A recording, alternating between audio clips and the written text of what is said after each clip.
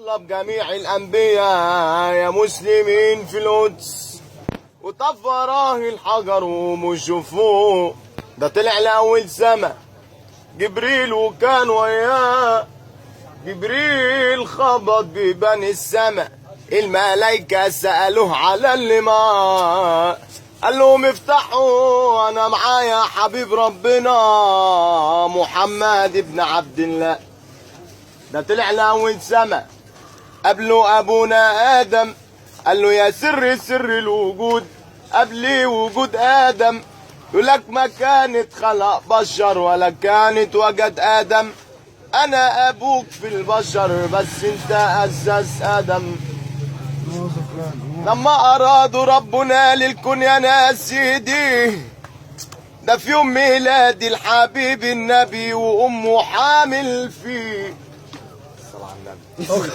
قال لي بشير النبي والأمة فرحت بيه،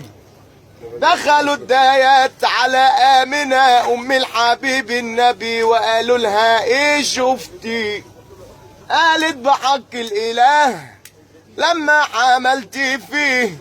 لا شفت لحظة ألم وكنت بحلم بيه. قالوا كنت وأنا نايمة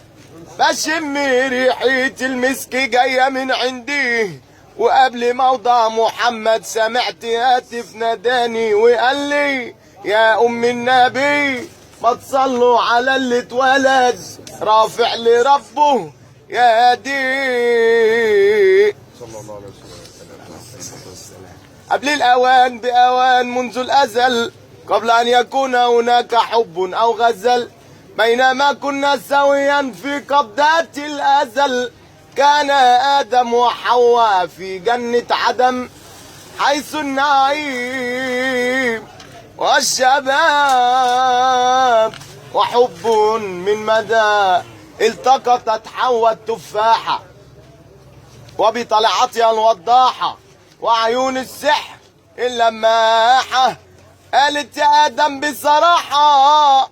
قالت يا آدم بصراحة تعدمني لو ما أكلتش تلك التفاحة، فأكله والتهمه لم يبك شيئا منه، وانفجرت قنبلة ذرية وامتلأ العالم ذرية، وبعد ما كان في آدم واحد بقى كل شعوب البشرية، بقى سامي وحامي وقاري قاضي قدامه حرامي، خد من ده كتير يا بلدينا خلق واشكال واسامي، بقى هندي عربي وصيني كرتان سرطان بوسوليني، وبطل ابطال العالم خارج من القصر العيني، بقى تاجر وبقى زبون، بقى غندي ونابليون عبقري عربجي مجنون، ورداتي صاحب ميمون عيل صاحب شيبة دنيا غريبة عجيبة،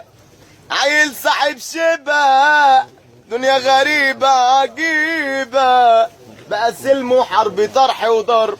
في ناس مرتاحة وناس سواحة، وكل هذا سببه بصراحة أمنا حواء والتفاحة والتفاحة.